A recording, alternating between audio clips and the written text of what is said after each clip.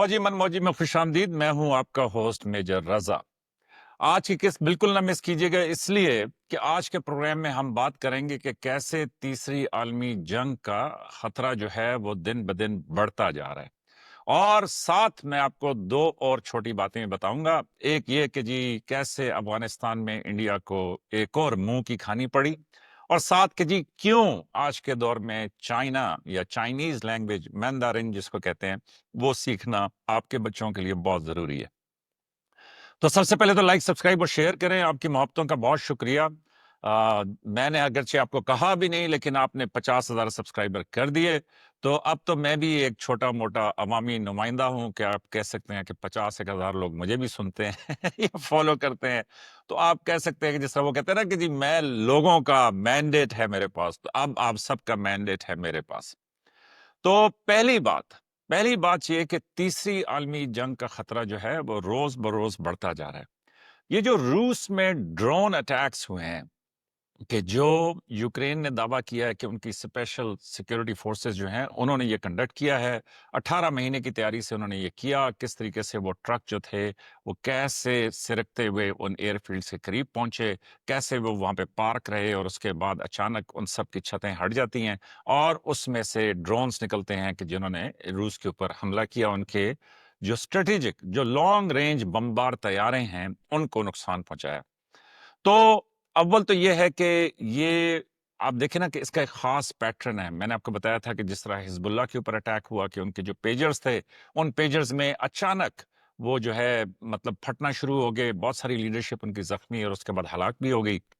और उसके बाद आपने ये देखा था कि बैरूत में पहले एक धमाका हुआ था कि जिससे बड़ा शदीद नुकसान हुआ, कि जी पूरे इलाके के इलाके जो है वहाँ पे शीशे वीशे टूट गए। और इसी तरीके से अभी ये ईरान में इस तरह का एक धमाका हुआ कि जिसको वो केमिकल अटैक कह रहे थे। तो कहने का मकसद ये है कि ये बिल्कुल उससे मिलता जुलता है कि ये ड्रोन उड़े और उन्होंने हमला किया। तो इसके पीछे मगरिब का दिमाग है। इसके पीछे मतलब एक खास दस्ताने, या वो आप कह लें कि जी जो दिमाग इसके पीछे या टेक्नोलॉजी इसके पीछे काम कर रही है वो आपको समझ आती है। तो अब इसमें इतनी मतलब जो जंग तो उनकी पहले से चल रही है, तो इसमें इतनी खतरनाक बात क्या है? तो खतरनाक बात यह है कि मेरे ख्याल में जो मेरी समझ है और जिस तरीके से मैं यूक्रेन और रूस की जंग को फॉलो कर रहा हूं, तो मेरी समझ के मुताबिक दो तीन बातें बड़ी अहम है। सबसे अहम बात यह है कि मुसलसल मगरिब की तरफ से कोशिश हो रही है कि किसी तरीके से रूस कोई ऐसा हमला करे या इतना सटपटा जाए या इतना जिच हो जाए कि वो ये जो नेटो के ममालिक हैं या यूरोपियन यूनियन के ममालिक हैं उनमें से किसी के साथ बराह रास्त उसका टकराव हो। क्यों? कि जो यूरोप है और जो वेस्ट है जिसको यूरोपियन या नेटो कहते हैं, वो नहीं चाहते कि ये जंग किसी तरीके से खत्म हो। अगरचे उनमें ताकत नहीं है कि वो रूस के साथ बराह रास्त मुकाबला कर सकें, लेकिन अमेरिका के तवसुत से वो नहीं चाहते कि ये जंग जो है किसी तरीके से खत्म हो। अमेरिका के जो नए सदर हैं वो चाहते हैं कि ये जंग खत्म हो। अमेरिका के लोग जो हैं वो भी चाहते हैं कि ये जंग खत्म हो, लेकिन यूरोप का मफाद इसमें है कि ये जंग जारी रहे। और उसका एक तरीका उन्होंने ये निकाला हुआ है कि किसी तरीके से रूस जो है वो बराह रास्त टकराए। दूसरी अहम बात यह है कि इकोनॉमिकली मुआशी तौर के ऊपर यूरोप जो है वहां पे हालात इतने अच्छे नहीं, हमसे बेहतर होंगे लेकिन वैसे उनके अपने इतने अच्छे हालात नहीं है। तो मेरा यह ख्याल है कि बरतानिया और यूरोप जो मिल के है उनकी लीडरशिप वो तलाश कर रही है कोई ऐसा मौका कि जिससे बराह रास्त रूस के साथ टकराव की सूरत हाल पैदा हो और उसमें वो अपनी आवाम को रूस के मद्दे मुकाबिल कर दें, ताकि एक तो वो जो मुआशी मामलात हैं उनसे तवज्जो हट जाए, और दूसरा कि वो अपने लोगों को यूनाइट कर सकें। और ये कोशिश जो है बड़ी सोचे समझे तरीके के साथ जारी है। यूक्रेन इसका एक रास्ता है। और तीसरी बात यह है कि अमेरिका और रूस के बीच में एक मुआहदा हुआ था 1991 में, जिसको कहते हैं स्टार्ट ट्रीटी, ये स्ट्रेटेजिक आर्म्स रिडक्शन ट्रीटी। और 1991 में जो मुआहदा हुआ था वो तो था सर्द जंग के दौरान, लेकिन 2010 में दोबारा से एक नया मुआहदा हुआ जिसको न्यू स्टार्ट ट्रीटी कहते हैं। और ये बुनियादी तौर पे ये था कि अगर रूस के कोई ऐसे हथियार हैं कि जो लॉन्ग रेंज जिस तरह बमबार तैयारे हैं या बैलिस्टिक मिसाइल हैं या न्यूक्लियर मिसाइल हैं, کہ یہ ایسے ہتھیار ہیں کہ جو اگر اچانک کوئی استعمال کر لے تو دوسری سائڈ جو ہے اس کی مطلب بہت زیادہ تباہی ہو جائے گی اور ان کو موقع ہی نہیں ملے گا کہ وہ سیکنڈ ریئیکشن دے سکیں۔ تو اس میں روس اور امریکہ کے بیچ میں یہ معاہدہ تھا کہ جو بھی اگر فرض کریں وہ کوئی نیا بیلسٹک میزائل بناتے ہیں تو جب وہ بنائیں گے تب بھی نوٹیفائی کریں گے، پھر اس کو اگر فیکٹری سے لے کے کسی بیس پہ جا کے کھڑا کریں گے تب بھی نوٹیفائی کریں گے، امریکہ بھی بتائے گا روس کو، روس بھی بتائے گا امریکہ کو، تاکہ دونوں ایک دوسرے کے اوپر نظر رکھ سکیں اور کوئی فرسٹ اسٹرائک ایڈوانٹیج نہ حاصل کر سکے۔ تو یہ جو معاہدہ تھا یہ 2010 میں تھا 10 سال کے لیے، تو یہ پھر جا کے 2021 میں مطلب 5 فروری 2011 کو یہ امپلیمنٹ ہوا، 2010 میں یہ سائن ہوا تھا لیکن 5 فروری 2011 کو امپلیمنٹ ہوا اور 10 سال کے لیے تو 2021 میں اس نے ختم ہونا تھا۔ 2021 میں انہوں نے 5 سال کے لیے اس کو بڑھا لیا، تو اب یہ فروری 2026 تک یہ معاہدہ تھا، اگرچہ 2023 میں روس نے یہ کہا کہ جی ہم اس کو سسپینڈ کر رہے ہیں کیونکہ وہ امریکہ سے خوش نہیں تھے، یہ جو براہ راست ٹکراؤ تو نہیں ہے لیکن وہ یہ کہہ رہے تھے کہ یوکرین میں جو کچھ آپ کر رہے ہیں وہ براہ راست ٹکراؤ یہ ہے، یوکرین کی اگر آپ مدد نہ کریں تو یوکرین ہمارے سامنے ٹھہر نہیں سکتا۔ لیکن بہرحال اس معاہدے کے تحت یہ تھا کہ یہ جو لانگ رینج جنگی طیارے ہیں یہ دونوں ملکوں نے اپنی نظروں کے سامنے رکھے ہوئے تھے اور اگر کوئی موومنٹ بھی تھی تو دونوں ایک دوسرے کو بتانے کے پابند بھی تھے۔ تو یہ جو ڈرون اٹیک کیا ہے یوکرین نے، تو روس یہ سمجھتا ہے کہ یہ امریکہ کی اجازت کے بغیر نہیں ہو سکتا۔ روس یہ بھی سمجھتا ہے یا مے بھی اس میں کوئی 5-10% امکان ہوگا، لیکن روس یہ حتمی طور پہ سمجھتا ہے کہ برطانیہ اور فرانس اور جرمنی کے تعاون کے بغیر یوکرین اس طرح کا حملہ نہیں کر سکتا۔ لیکن ابھی جب سے یہ حملہ ہوا ہے اس کے 3 دن گزر جانے کے بعد بھی اگر آپ روسی اخبار پڑھیں تو آپ کو احساس ہوگا کہ وہاں پہ یہ بحث جاری ہے کہ یہ تعین کیا جائے کہ یہ حملہ آیا امریکہ اس میں شامل تھا یا نہیں تھا، دوسرا کہ اس میں کون تھا کہ جس نے کہا کہ جی یہ حملہ کرو۔ کیوں کہ روس یہ سمجھتا ہے کہ یہ حملہ کرنے کے بعد اس کے جو اسٹریٹجک اسٹرائک کیپیبلٹی ہے اس کے اوپر اثر انداز ہونے کی کوشش کی گئی ہے، اور وہ یہ سمجھتے ہیں کہ یہ جو نیو اسٹارٹ ٹریٹی ہے اس کا یہ ٹوٹل وائلیشن ہے، اور روس اس تعین کرنے کے بعد اگرچہ وہ لوگ کہہ رہے ہیں کہ جی پیوٹن صاحب بڑے ہی سمجھدار اور ٹھنڈے دماغ کے، ویسے تو روس بڑا ہی ٹھنڈا علاقہ ہے لیکن پیوٹن صاحب جو ہے بڑے ٹھنڈے دماغ کے ساتھ اس ساری صورتحال کو پچھلے 3-4 سال سے نبھا رہے ہیں، اور روس نے ابھی تک کوئی ایسا موقع نہیں دیا مغرب کو، باوجود ان کے اکسانے کے، باوجود ان کی شرارتوں کے، باوجود ان کی تمام چیزوں کے، کہ جس سے مغرب اپنا مقصد حاصل کر سکے۔ لیکن یہ جو 3-4 دن پہلے ہوا ہے یہ بہت ہی خطرناک ہے،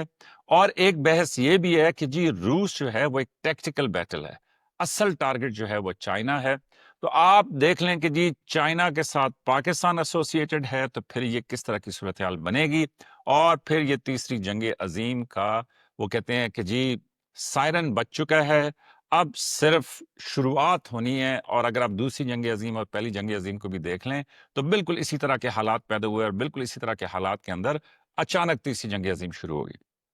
تو یہ میرے خیال میں کہ بڑی خطرناک ڈیولپمنٹس ہیں، اور اس میں آپ سب کو چاہیے کہ آپ دیکھیں کہ کس طریقے سے یہ جو صورتحال ہے یہ بدل رہی ہے۔ اچھا، دوسری اہم بات جو میں آپ کے ساتھ شیئر کرنا چاہ رہا تھا وہ یہ کہ افغانستان، چائنا اور پاکستان کی جو میٹنگ ہوئی ہے اس میں چائنا نے بڑا زبردست کردار ادا کیا۔ ایک تو انہوں نے چائنا پاکستان اکنامک کوریڈور جو ہے اس کو افغانستان تک بڑھانے کا فیصلہ کیا ہے، اور دوسرا پاکستان اور افغانستان کے جو وزرائے خارجہ ہیں،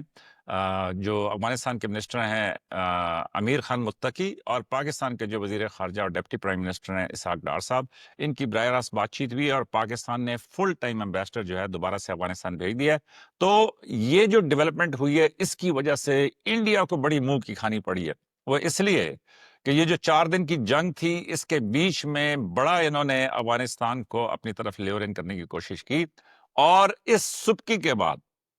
پاکستان سے تو شکست کھائی، لیکن اس افغانستان میں جو چائنا کی موو تھی اس کے بعد افغانستان میں بھی منہ کی کھائی ہے، اور اب یہ ہے کہ اگر آپ انڈین میڈیا کو فالو کریں تو آپ دیکھیں گے کہ وہاں پہ افغانستان کے سابق نائب صدر امر اللہ صالح کو بڑی کوریج مل رہی ہے، اور امر اللہ صالح صاحب جو ہیں وہ روز اپنے ایکس پہ اور جو ہے نا مطلب جو ٹویٹر اکاؤنٹ اور باقی ساری جگہیں ہیں وہاں پہ وہ روز کہہ رہے ہیں کہ جی پاکستان جو ہے وہ بیٹل یعنی لڑائی تو لڑ سکتا ہے لیکن جنگ نہیں لڑ سکتا، وہ اس لیے کہ آئی ایم ایف کے قرضے کے اوپر آپ لڑائی تو لڑ سکتے ہیں لیکن جنگ نہیں لڑ سکتے۔ تو امر اللہ صالح صاحب آپ یہ باتیں انڈیا کو ضرور بتائیے گا، وہ اس لیے کہ پاکستان نے تو نہ لڑائی شروع کی تھی نہ جنگ شروع کی تھی، لیکن 4 دن کی لڑائی کے بعد ہی آپ کے الفاظ چوری کر رہا ہوں کہ 4 دن کی لڑائی کے بعد ہی آپ دیکھ لیں کہ کس طریقے سے انڈیا کو منہ کی کھانی پڑی اور جے شنکر صاحب نے مارکو روبیو کو کال کی. اب تو یہ ایک اسٹیبلش فیکٹ ہے. تو اس لیے امر اللہ صالح صاحب آج کل بڑی تنقید کر رہے ہیں. وہ کہہ رہے ہیں کہ جی IMF وغیرہ جو ہے یہ کیوں قرضہ دیتے ہیں پاکستان کو, اور پاکستان کیسے, اور یہ انڈیا میں بھی بحث ہے. تو میرا خیال میں امر اللہ صالح صاحب پہ نظر رکھنی ہوگی آپ نے. وہ اس لیے کہ یہ جو سابق افغان صدر ہیں, یہ نام ان کا بڑا خوبصورت ہے, امر اللہ صالح. مجھے ذاتی طور پر بڑا پسند آیا کہ ان کے ماں باپ نے ان کا بڑا خوبصورت نام رکھا. لیکن جو یہ بات چیت کر رہے ہیں, جس طرح کی یہ ٹون اپنا رہے ہیں, تو میرا خیال میں انڈین ڈیسک کے اوپر یہ کوئی اپنی گنجائش پیدا کرنے کی کوشش کر رہے ہیں. تو بہرحال ان کا تعلق جو ہے وہ پنشیر ویلی سے ہے, اور دوسرا احمد شاہ مسعود کے ساتھ یہ تھے, اور پھر یہ جو افغان صدر تھے اشرف غنی کے, جو کافی سارا مال لے کے آپ کو پتا ہے کہ افغانستان سے نکلے تھے, تو ان کے یہ نائب صدر تھے. اور جب اشرف غنی صاحب نکل گئے تو کچھ عرصے کے لیے انہوں نے یہ کوشش بھی کی کہ وہ یہ کہیں کہ جی میں ایکٹنگ افغان صدر ہوں, کیونکہ اصلی صدر تو نکل گیا ہے, اور یہ ابھی تک اس کلیم کو بھی کبھی کبھی جو ہے نا اپنے لیے استعمال کرتے ہیں. ایک اور انہوں نے بات کی, وہ یہ کہ انہوں نے کہا جی پاکستان کا جو فتووں پہ کنٹرول ہے جو منوپلی ہے فتووں پہ, تو انڈین علماء نے وہ فتوے پہ منوپلی جو ہے وہ ختم کر دی ہے. تو امر اللہ صالح صاحب, جس طرح آپ انڈیا کی بولی بول رہے ہیں, بالکل اسی طریقے سے کچھ لوگ ہوں گے کہ جو ظاہر ہے اپنے سروائیول کے لیے وٹ ایور وہ انڈیا میں اس طرح کی باتیں کر رہے ہوں گے. تو آپ نے ان کو کوٹ کیا, اچھی بات ہے, ظاہر ہے آپ نے ابھی اپنی جگہ بنانی ہے. لیکن میں اپنے آڈینس سے یہ کہوں گا کہ آپ ضرور نظر رکھیں افغان یہ جو سابق نائب صدر ہیں امر اللہ صالح, کیونکہ میرا خیال میں کہ آنے والے دنوں میں آپ دیکھیں گے کہ ان کو کافی زیادہ کوریج ملے گی انڈیا کی طرف سے. تیسری اور آخری بات, اور وہ میں یہ کرنا چاہ رہا تھا کہ جناب چائنا کا ابھی جو ہے بالکل ارائیول ہو چکا ہے, اور میرے خیال میں میری ذاتی سمجھ کے مطابق ہمارے زمانے میں وہ یہ کہا کرتے تھے کہ انگلش سیکھ لو. تو آج کل کے دور میں میں تمام نوجوان بچے اور بچیوں کو یہ کہوں گا کہ اگر آپ کوشش کریں تو چائنیز لینگویج مینڈرین ضرور سیکھیں. اگر آپ وہ لینگویج سیکھ لیتے ہیں یا بیسک لینگویج بھی بول لیتے ہیں, تو میرے خیال میں کہ آپ کو اپنے کریئرز میں بڑا فائدہ ہوگا اس کا. تو اس لیے چائنیز ضرور سیکھیں. گورنمنٹ آف پاکستان اور گورنمنٹ آف چائنا کی طرف سے بڑی فیسلٹی ہے اس بارے میں. تو بہت سارے ریڈیو پروگرامز ہیں,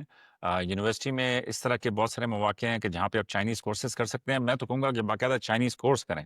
لیکن اس کے علاوہ یوٹیوب دیگر بہت ساری جگہوں سے آپ چائنیز سیکھ سکتے ہیں. تو اگر آپ چائنیز سیکھ لیں گے تو میرے خیال میں کہ جس طرح ہمارے زمانے میں انگلش سیکھنے سے آپ کو کریئر میں بڑا ایڈوانٹیج ملتا تھا, بالکل اسی طریقے سے آپ کو ابھی چائنیز سیکھنے سے بڑا فائدہ ہوگا. تو اپنا خیال رکھیے گا. یہ تھا آج کا فوجی من موجی, اور مجھے یقین ہے کہ آپ لائک, سبسکرائب اور شیئر کرتے رہیں گے, اور بڑی جلد ہم 1 لاکھ سبسکرائبرز تک پہنچ جائیں گے. تھینک یو, اپنا خیال رکھیے گا.